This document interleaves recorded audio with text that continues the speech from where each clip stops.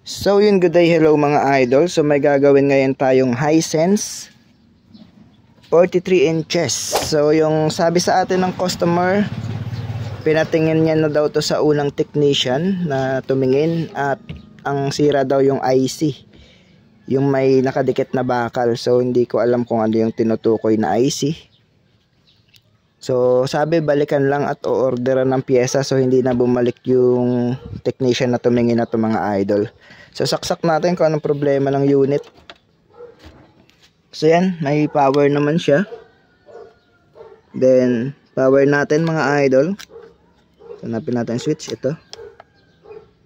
So yan, namatay. At bumalik yung red. Mukhang hindi tumutuloy yung power. So yan, bumabalik siya sa standby mga idol. So buksan natin para malaman na rin natin yung tinutukoy ng customer natin. Yung may bakal na itim daw eh. Yung may bakal na itim daw yung papalitan yung IC doon. So buksan natin mga idol.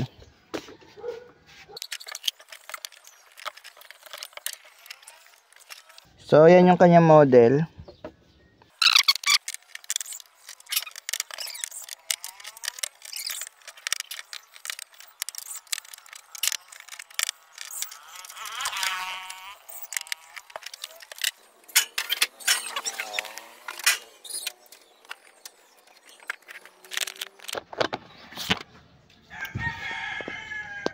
So yan ang kanyang board mga idol. At ito na nga, may mga repair na nga siya, no, napatingin nga sa unang technician. Yan, may mga hinang na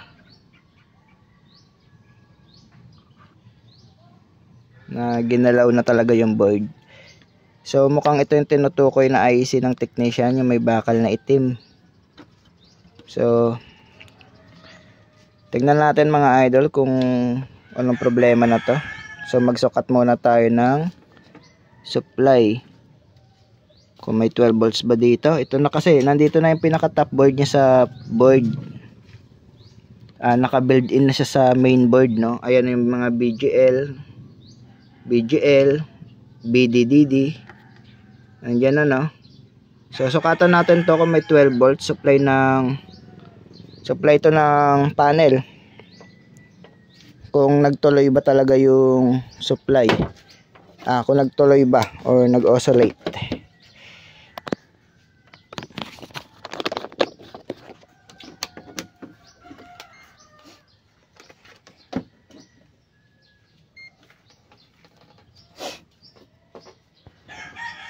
So tingnan natin kung may 12 volts.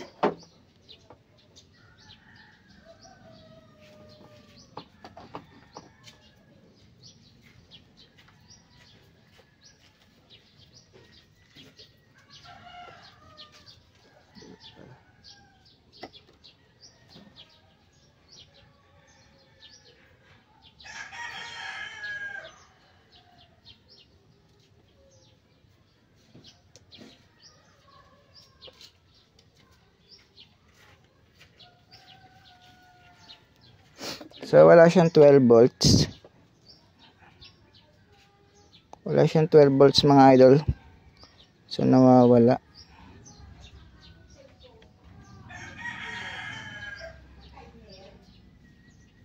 So namamatay rin yun, no.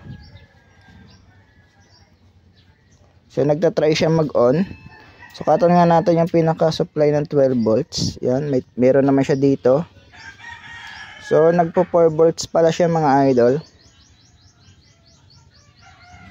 So yan, nagtatry siya mag-on, pero nagda-drop yung supply sa mismong diode, or paglabas ng chopper transformer, nagda-drop yung supply ng 4 volts, 4.8. Yan, nagbabago-bago. Yan, bumalik na siya sa standby, then nag-on, nagda-drop, nag-on. Ayun yung problema niya mga idol, no. Mukhang power supply ang problema na to, hindi yung IC na tinutukoy nung una. So tignan natin kung may supply yung tingnan natin kung may supply yung kanyang regulator.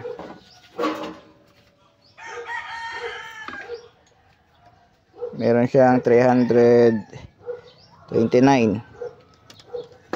Tingnan natin tong BCC kung meron din. So may 18 volts, 13. Nagda-drop din pala yung kanyang BCC. Yan, nagsa 7, 18. Nagbabago-bago rin sa primary pa lang mga idol, no? Nagbabago-bago na. So, kukonvert na lang natin to ng 4-wire mga idol dahil mukhang ito na may problema. May problema yung kanyang feedback. So, wala rin tayong replacement. So, kukonvert na lang natin siya ng 4-wire. Try natin siya sa 4-wire kung gagana.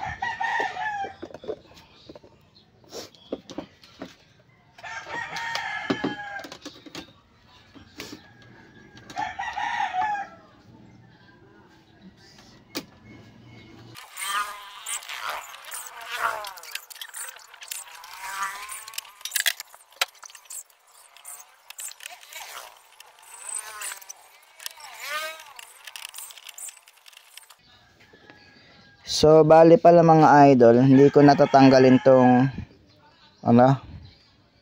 regulator na to, kanyang MOSFET na. So, ihahang na lang natin tong dalawang paa na to. Tapos hindi ko na rin to tatanggalin. So, hindi na naman siya connected. So, dito na siya pupunta.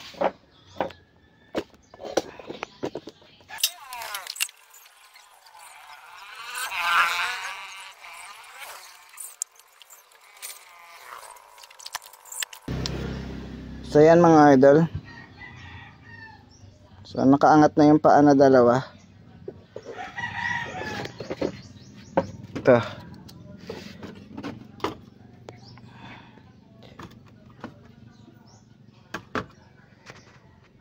So yan na mga idol. Nakaangat na yung dalawang paa.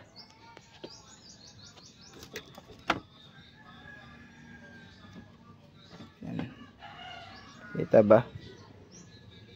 Ito. Hindi na siya nakakonect sa board. So, lalagay na natin yung 4-wire. So, bali ito yung diagram niya. Pag bumili ka ng 4-wire, may diagram na siya, no? Yung black sa ground. Yung red dito sa drain. Or yung D. Or yung source. Yan yung red natin at yung yellow, ayan yung positive sa secondary.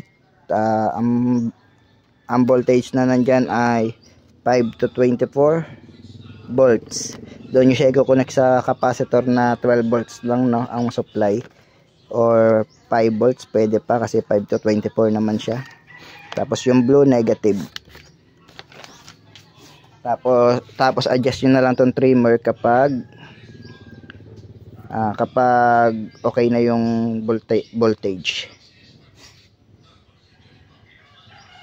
Sa mga nagtatanong saan ba ang drain, ito yung drain ng ating dito.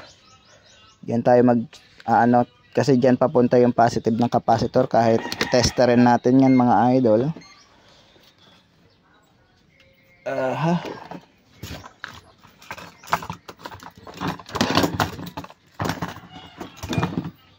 Testerin natin. Yan. Nagbabaser. Ibig sabihin dito papunta yun, no? Yung positive ng capacitor.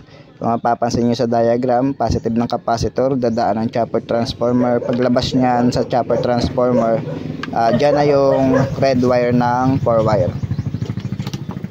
So, panoorin nyo na lang yung isa kong video para masundan nyo kung paano ikabit yung 4-wire.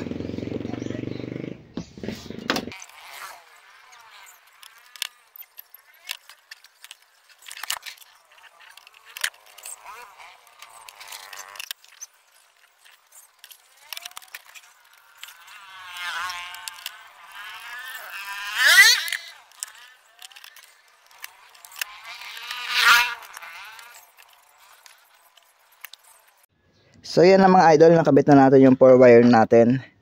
So saksak natin, sukatan natin ulit. So kinabit ko muna yung isang tornilyo para may body ground tayo sa chassis or frame.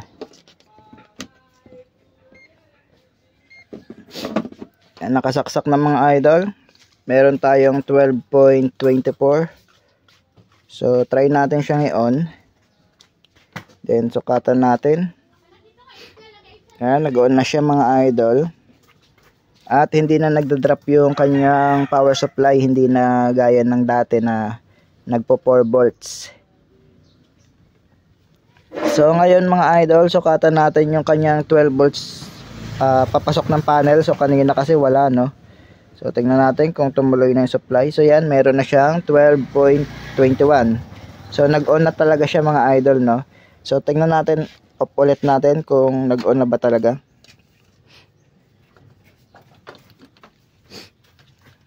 So yan. So yan, wala siyang 12.21 dito na nakalagay. So try natin pindutin ulit yung power sa pindutan. Kung lalabas. So yan, lumabas. Ibig sabihin, gumana na yung panel niya mga idol. So sukatan natin yung kanyang mga BGL, BGH, lahat. So kanina hindi na natin sinukatan kasi wala namang 12 volts dito na nakarating, kaya malamang wala rin yung mga BGL, no. Hindi ko na sinukatan. So ngayon sukatan natin kung kompleto. BGL negative 9. So okay, ang BGH nya dito sa baba, so meron siyang 30 volts. BDDD 3.2. so mukhang okay naman yung supply na to mga idol. So may supply na yung panel nya. So yung backlight, mukhang walang backlight siya mga idol. So wala nga siyang backlight kasi yung supply 130 pa rin, no? Hindi nag-drop, hindi nag-reduce. At hindi ko rin nakikitang umiilaw yung backlight. So bali mga idol, palitan muna natin ng backlight to. Hindi ko na ipapakita yung pagpalit ng backlight. So lahat papalitan natin. Lahat ng ilaw, buong set, para mapakita natin na okay na talaga yung 4 wires natin. So cut ko muna yung video. So ito na mga idol, so nagpalit na tayo ng mga backlight. So marami na rin siyang pundi sa backlight nya. Diyan ko na lang nilagay yung 4 wire natin, tapos may electrical tape sa ilalim para make sure na kung sakaling bumaba to, hindi pa rin siya didikit sa metal, no. So diyan ko na lang hinabaan ko na lang yung wire papunta diyan. So saksak muna natin kung may 12 volts ba siya bago natin ikabit itong panel pati yung backlight.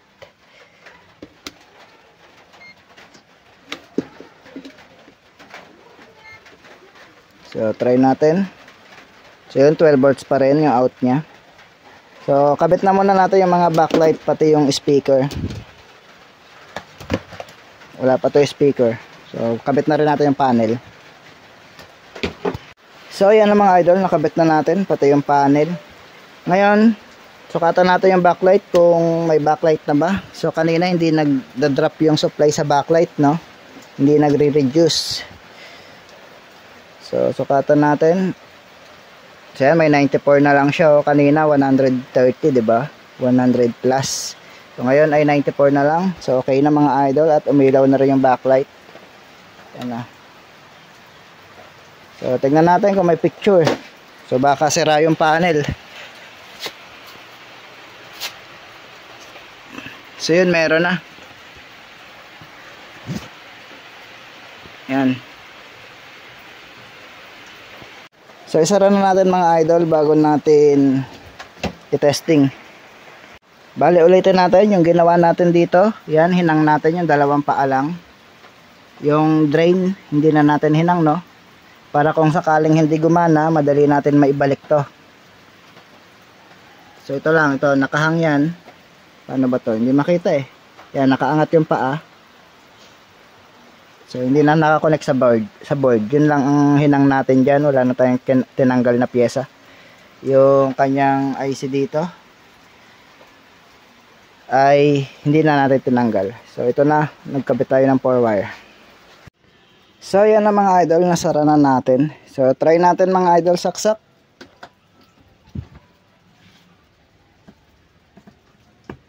So power, pindutin natin yung power. Yan, namatay na ilaw niya. Smart TV. So kaso may napansin na dito mga idol, may isa na siyang linya dito. Pero okay naman siya so far. So kunin natin yung remote. So, ito yung remote niya.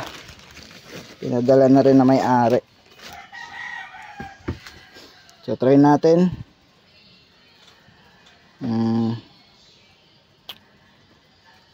Home. Source. Yan.